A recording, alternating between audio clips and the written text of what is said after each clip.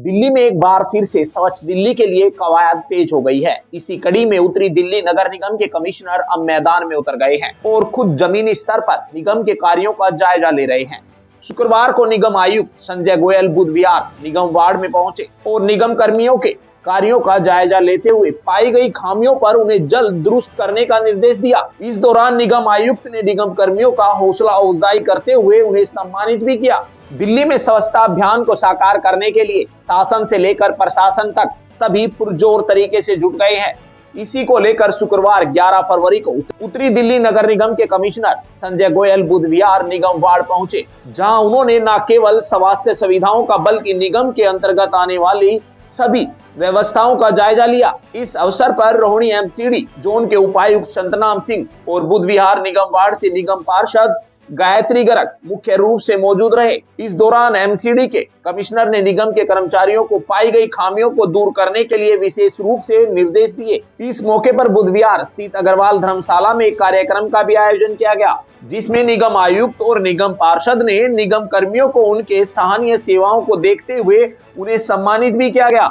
इस संबंध में निगम आयुक्त संजय गोयल ने कहा कि निगम द्वारा समय समय पर निगम द्वारा हर वार्ड में इस तरह का जायजा लिया जाता है, ताकि निगम के अंतर्गत आने वाले कार्यों को और भी ज्यादा मजबूती दी जा सके। इस दौरान उन्होंने स्वच्छ भारत पर भी कहा। उत्तरी दिल्ली नगर निगम शुरू से ही स्वच्छता को प्राथमिकता देता रहा है और इस बार निगम द्वारा गार्बेज और टॉयलेटों पर भी विशेष जोर दिया जा रहा है। देखिए, आज समय समय पर जो सभी वार्ड्स का जो हमारे माननीय जो पार्षद है उनके साथ में निरीक्षण होता है, जिसमें कमिश्नर, डीसी और सभी जो लाइन डिपार्टमेंट्स के ऑफिसर्स जो है वो साथ में रहते हैं। उसमें अलग अलग जो समस्याएं हैं क्षेत्र की, चाहे वो सफाई से संबंधित समस्याएं हैं, ढलाव की बात है, रोड स्वीपिंग की बात है, या किसी और तरह के एनक्रोचमेंट्स हो रहे हैं, या और अगर गाय की जो समस्याएं हैं उनके ऊपर जो देखा जाता है।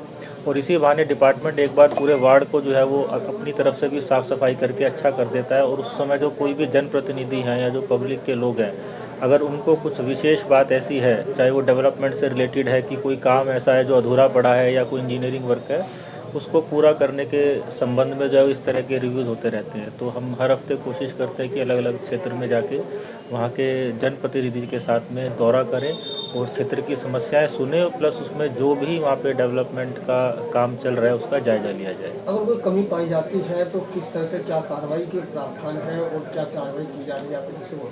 जैसा मैंने बताया कि अभी डीसी साहब है, एसी साहब है, सभी लाइन डिपार्टमेंट चीफ इंजीनियर्स भी हमारे साथ ही हैं।